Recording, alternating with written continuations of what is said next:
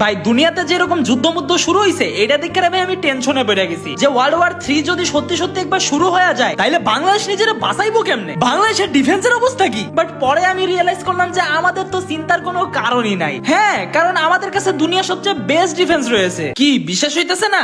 আমারও হইতাছে না। বাট চলো তোমাদেরকে আমাদের ডিফেন্সের সাথে পরিচয় করায় আনি।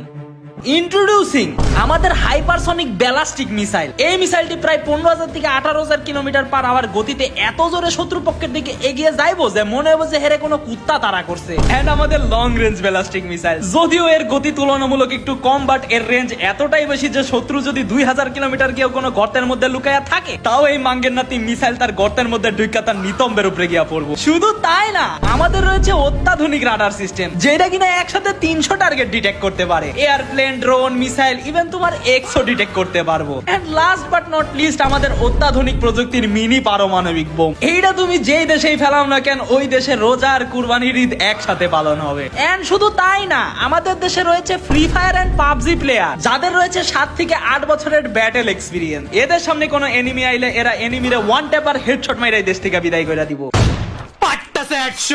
So we are completely safe. আমাদের চিন্তার কোনো কারণই নাই। নাকে সরিষার তেল দিয়া ঘুমাও। তোমরাও যদি এই বিষয়ে আমার সাথে এগ্রি করো তাইলে রে ভাই আমারে কমেন্টে জানাও। আর এরকম মাইন্ড ব্লোয়িং ইনফরমেটিভ ভিডিওর জন্য অবশ্যই ফলো মারো।